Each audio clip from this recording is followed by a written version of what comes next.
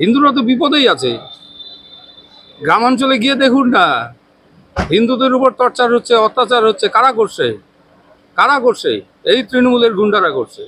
দেবে মানে দিচ্ছে তো। দেবে মানে আমি মুসলমান, আমার নাম আলী হোসেন, আমি 34 বছর ধরে বিজেপিতে আছি।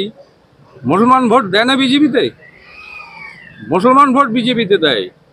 তৃণমূলে যত মুসলমান নেতা আছে তার থেকে বিজেপিতে মুসলমান নেতা বেশি, অনেক বেশি, অনেক বেশি, এবং সংগঠিত এবং জাতীয়তাবাদী। আমাদের বাংলার কথা শুনুন না। আমাদের বাংলায় 1951 সালে 19% ছিল মুসলিম, আর এখন 2025-24 সালে এসে এই মুহূর্তে পশ্চিম বাংলায় মুসলিম জনসংখ্যা হচ্ছে প্রায় 32%। এটা দিয়ে বিচার করুন, হেমন্ত বাবুকে বলতে হবে না, এটা বাংলাতেই বলছে। কেন 19 থেকে 32 হলো? ভাবা যায়? নিশ্চয়ই তৃণমূল সরকারের শাসন, তালিবানি শাসন আমরা দেখতে পাচ্ছি। এখানে সালাম রয়েছে, এখানে সাদ্দাম রয়েছে, এখানে তাজমুল রয়েছে, এখানে জয়ন্ত সিং রয়েছে, এখন সব কিছু এখানে রয়েছে। সুতরাং এদেরকে আর পশ্চিমবঙ্গে আর 10 দিনের জন্য থাকতে দেওয়া উচিত না। গতকালকের মিটিংয়ে আমিও ছিলাম প্রতিনিধি, আমিও গিয়েছিলাম মিটিংয়ে। আপনারা যেভাবে বলছেন সেভাবে বিষয়টি নয়।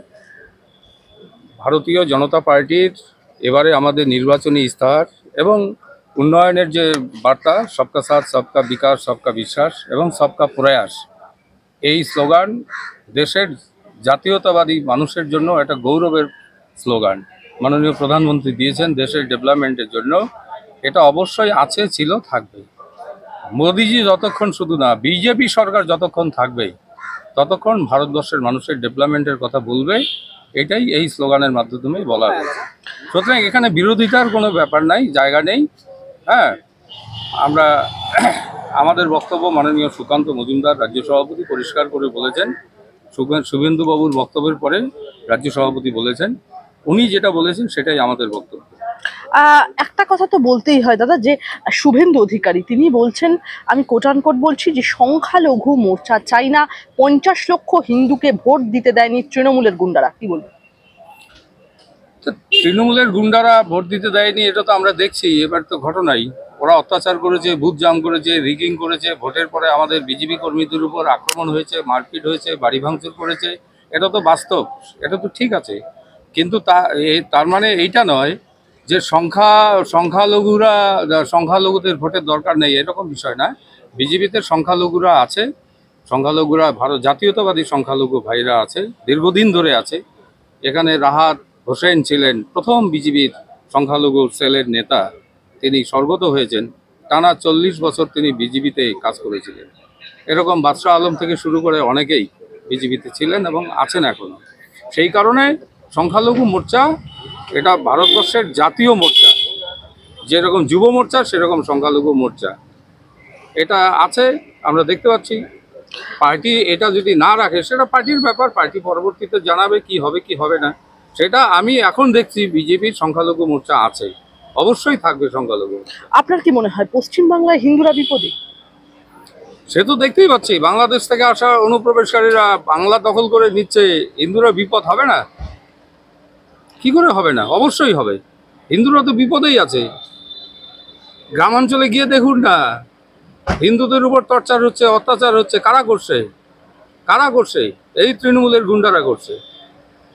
সেই জন্য আমরা যেটা বলতে চাচ্ছি যে ভারতীয় জনতা পার্টি ভারতবর্ষের মানুষের কাছে একমাত্র নিরাপদ দল, যেটা সবকা সাথ, সবকা বিকাশ, সবকা বিশ্বাস করতে পারে।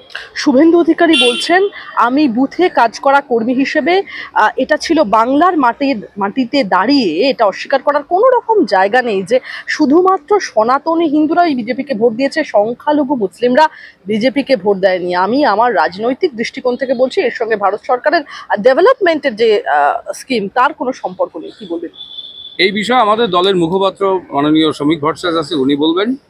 আর আমাদের রাজ্য সভাপতি আছেন, তিনি বলবেন। কারণ এটা আমার বলার বিষয় না, আমি দলের মুখপাত্র না, সেই কারণে আমি এটা বলতে পারবো না। আমার যেটা মতামত, আমি যেটা দেখতে পাচ্ছি একজন পার্টির সাধারণ কর্মী হিসাবে, ভারতীয় জনতা পার্টিতে সমস্ত ধর্মের বর্ণের লোক ছিল, আছে এবং থাকবে।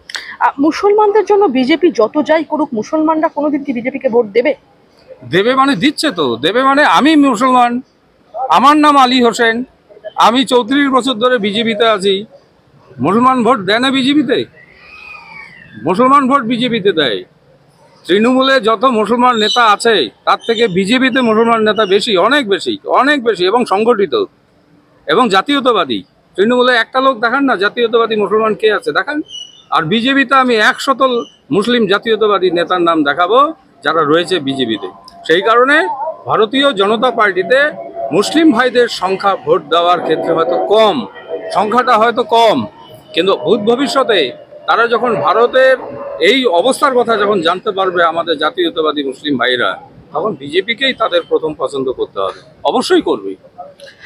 আসামের মুখ্যমন্ত্রী হেমন্ত বিশ্ব শর্মা বলছেন এখন আমার রাজ্যে মুসলিম জনসংখ্যা 40%, 1951 সালে এটাই ছিল 12%। এটা আমার কাছে কোনো রাজনৈতিক ইস্যু নয়, এটা মরণ বাঁচনের ব্যাপার। বিস্ফোরক মন্তব্য তো করছেন। তা আসামে উনি বলেছেন, আমাদের বাংলার কথা শুনুন না। আমাদের বাংলায় 1951 সালে 19% ছিল মুসলিম, আর এখন 2025-24 সালে এসে এই মুহূর্তে পশ্চিমবাংলায় মুসলিম জনসংখ্যা হচ্ছে প্রায় 32%। এটা দিয়ে বিচার করুন, হেমন্ত বাবুকে বলতে হবে না, এটা বাংলাতেই বলছে। কেন 19 থেকে 32 হলো? ভাবা যায়? ভাবতে পারবেন কোথা থেকে আসলে এই লোক? নিশ্চয়ই ইনফিল্ট্রেটর, অনুপ্রবেশকারী। আর তারা এসে বিদেশ থেকে এসে আমাদের ভারতবর্ষে, আমাদের বাংলাতে তারা থাকবে, আসামে এসে তারা অবস্থান করবে, এখানকার জল, সম্পদ, আহার, অন্ন সব গ্রহণ করবে, আর তারা ভারত বিরোধী চক্রান্তে লিপ্ত হবে। একজন ভারতীয় নাগরিক হিসাবে, একজন জাতীয়তাবাদী ভারতীয় মুসলিম হিসাবে এটা কি মানা যায়? এটা কি সম্ভব? আমরা মানব না।